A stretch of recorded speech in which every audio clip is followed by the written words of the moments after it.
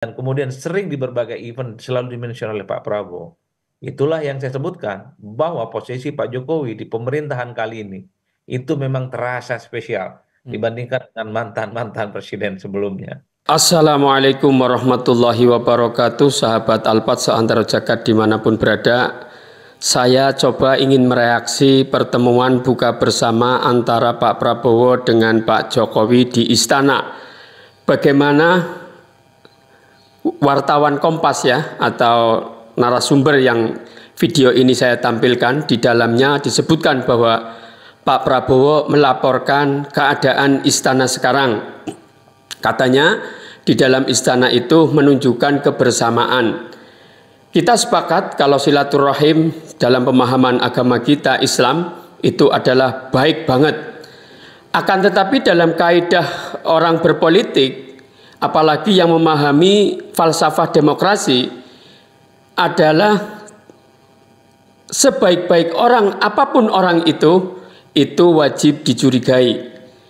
Bagaimana kekuasaan itu dibatasi, itu adalah bukti bahwa setiap orang berpotensi akan abuse of power, akan menjadikan orang itu otoriter, diktator, dan lain sebagainya. Maka dengan kedekatan Pak Jokowi dengan Pak Prabowo saat ini yang terlalu dekat, tapi tidak terlalu dekat dengan mantan-mantan presiden yang lain. Mungkin kemarin Pak SBY diajak retreat juga, saat retreat kepala daerah itu menunjukkan agar ya mungkin untuk lip service atau apa ya. Ingat ya, ini negara demokrasi. Pak Prabowo bagaimana yang idealis saat 2014-2019 sepertinya memang tidak bisa idealis selanjutnya. Saat ini banyak menggunakan kalimat-kalimat mulia untuk menutupi kepentingannya. Saya kira kalau silaturahim itu full, benar-benar niatnya ikhlas, kita tidak ada masalah. Tapi ini berpolitik, Pak. Ya, tidak sembarangan kita itu berbuat sesuatu untuk negeri ini, gerak-gerik kita pastinya akan dikritisi oleh baik netizen maupun semua civil society di negeri ini. Tentunya ini Pak Prabowo harus membuka matanya, mendengarkan telinganya mendengarkan bagaimana kritikan-kritikan di masyarakat itu yang ada. Jangan hanya cuman mendengarkan orang-orang yang bisa memujinya. Ini adalah tidak baik untuk demokrasi. Kita paham bahwa di Amerika itu paham demokrasi ya, bahkan mungkin sebagian orang-orang kita itu kiblat demokrasinya adalah Amerika. Amerika itu menjalankan demokrasi selebar-lebarnya dan tidak ada perpecahan. Tapi di negeri ini kadang-kadang menggunakan kalimat-kalimat mulia, katanya agar tidak terpecah, karena katanya agar kita bersatu. Tapi ujung-ujungnya adalah bagi-bagi kekuasaan. Inilah yang kita tidak terima. Kalimat mulia digunakan untuk menutupi kepentingan politiknya. Ini yang tidak baik. Ini malah bahkan kalau memang terjadi seperti itu, ini adalah indikasi orang munafik ya. Maka saya sampaikan bahwa yuk Pak Prabowo, mari dengarkan masyarakat kita, jangan hanya mendengarkan masyarakat yang memuji-muji saja. Kemudian para pendukungnya juga harus lebih terbuka, karena dulu kalian saat 2014-2019 bagaimana mengkritisi Pak Jokowi ya saat ini, tapi sepertinya pendukung-pendukungnya juga tidak mau kalau Pak Prabowo itu dikritik. Ini adalah negara demokrasi, masyarakatnya punya kewajiban terhadap negara dan punya hak terhadap negara juga. Maka saya kira ini harus kita perhatikan agar kita itu bisa menegakkan keadilan. Bagaimana kita tuntutan dari masyarakat yang Pak Jokowi bahwasanya dianggap punya ijazah palsu, kemudian kalau dia negarawan maka seharusnya Pak Jokowi itu tidak sombong ya, tidak angkuh, tidak adigang-adigung. Yang suruh membuktikan adalah orang lain yang menuduhnya. Padahal kalau Pak Jokowi negarawan, mencintai negeri ini, sebenarnya Pak Jokowi harus menunjukkan ijazah aslinya demi kondusivitas keadaan negeri ini. Tapi apa yang terjadi? Pak Jokowi tidak mau menunjukkan ijazahnya, yang akhirnya menimbulkan konflik. Artinya apa? Pak Jokowi senang negara ini gaduh, senang negara ini kisruh. Ya, Ini seorang negarawan, beda dengan orang pribadi. Kalau orang negarawan itu harus bisa memberikan contoh yang terbaik meskipun dirinya meleleh. Itulah negarawan. Jadi ini ya, mungkin Pak Prabowo ada sesuatu mungkin tidak bisa lepas dari Pak Jokowi. Saya sering membayangkan bahwa Pak Prabowo itu ini loh kursi istana yang saya tunggu-tunggu selama 20 tahun. Lama saya tunggu-tunggu, akhirnya ini jadi. Akhirnya ini saya duduki. Dan ini semuanya adalah wasilah berkat dari Pak Jokowi. Inilah yang akhirnya Pak Prabowo tidak bisa mempunyai otonom penuh memimpin negeri ini dengan negara yang berfalsafahkan demokrasi, yang mengutamakan kepentingan rakyat daripada kepentingan pribadi. Semoga ini muhasabah bersama-sama, jangan diartikan ini kebencian. Kita menggunakan kaidah negara ini adalah negara demokrasi. Beda kalau dengan kerajaan, rakyatnya tidak boleh mengkritik, ulamanya tidak boleh mengkritik. Tapi ini negara demokrasi, membuka ruang selebar-lebarnya untuk mengkritik pemimpinnya yang kurang pas dalam menerapkan kebijakan-kebijakan yang kurang pas, memberikan keteladanan-keteladanan di masyarakat. Semoga bermanfaat. Kita lihat bersama-sama di Kompas TV ini ya, kita cuplikan, dan saya ini hanya mereaksi bahwasanya tadi wartawan atau yang presenter dari Kompas TV ini mengatakan bahwa Pak Prabowo lapor kepada Pak Jokowi keadaan istana saat ini. Sampai jumpa. Assalamualaikum warahmatullahi wabarakatuh. Terima kasih sudah bergabung bersama kami. Ada hal yang spesial tidak kalau Anda tangkap antara pertemuan Presiden dengan Joko Widodo di Istana Kepresidenan kemarin? Ya, saya kira memang tidak ada yang bisa membantah bahwa sebenarnya Jokowi di mata Prabowo Subianto pastinya sangat spesial. Karena kalau mau jujur dibandingkan dengan mantan-mantan presiden yang lainnya, tentu Jokowi ini adalah sosok yang paling sering sebenarnya di-mention dan mungkin sering diajak diskusi dan diajak makan oleh Pak Prabowo Subianto. Jadi dalam konteks inilah sebenarnya tidak ada bantahan apapun bahwa sebenarnya posisi Jokowi di pemerintahan kali ini memang terasa sangat spesial.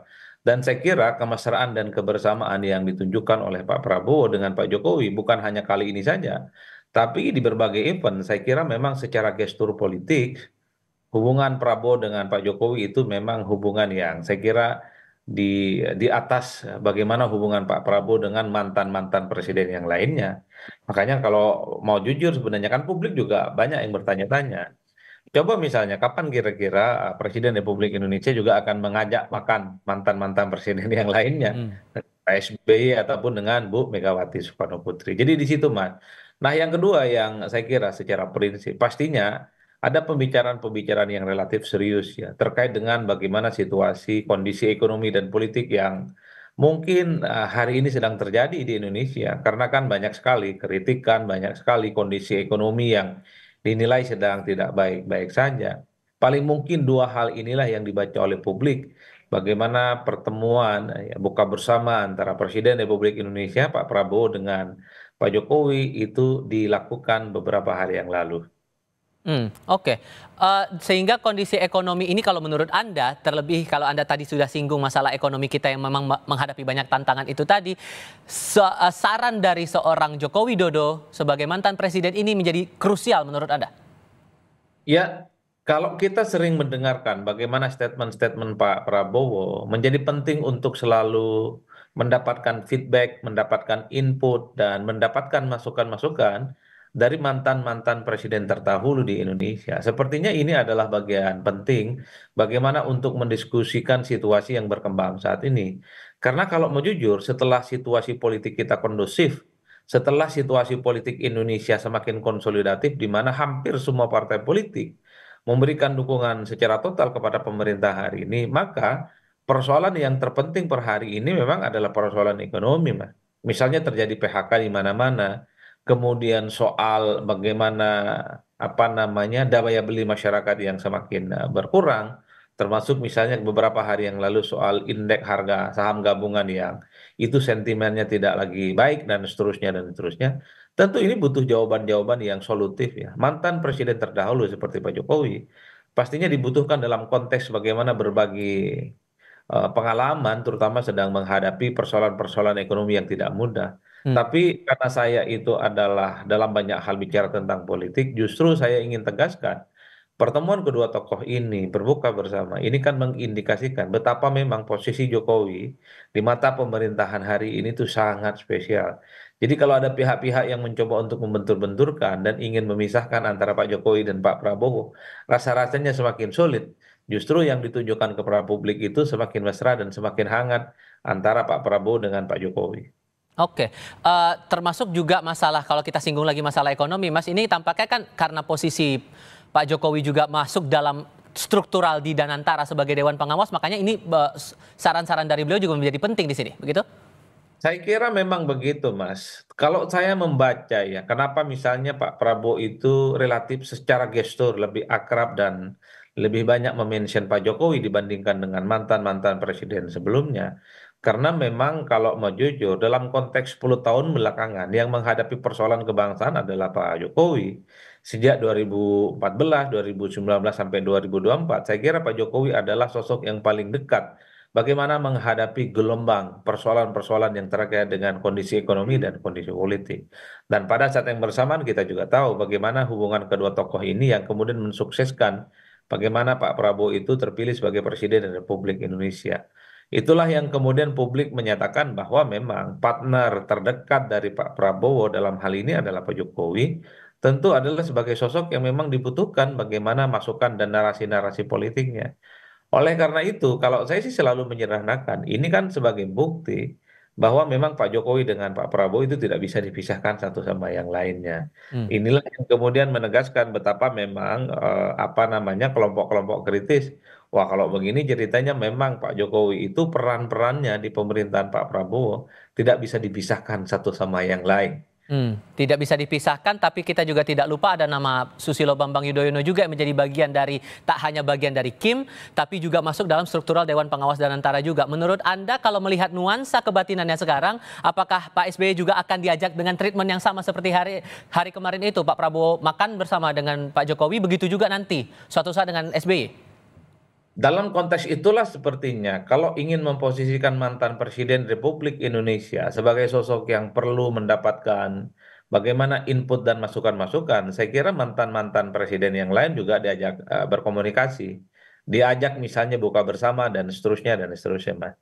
Tapi bagi saya ini melampaui batas-batas misalnya sama-sama pernah di apa namanya misalnya Pak SBY juga di Nantara. Saya melihatnya ini adalah hubungan yang sangat personal dalam konteks bagaimana kedekatan Pak Prabowo dengan Pak Jokowi itu kan memang di atas segala-galanya. Hmm. Bahkan kalau mau jujur, Pak Prabowo kan bisa mengundang SBY, mungkin juga bisa mengundang Megawati Soekarno Putri, bisa duduk bersama bercerita tentang bagaimana proyeksi Indonesia di masa-masa yang akan datang, terutama kondisi ekonomi saat ini yang memang saya kira menjadi persoalan utama.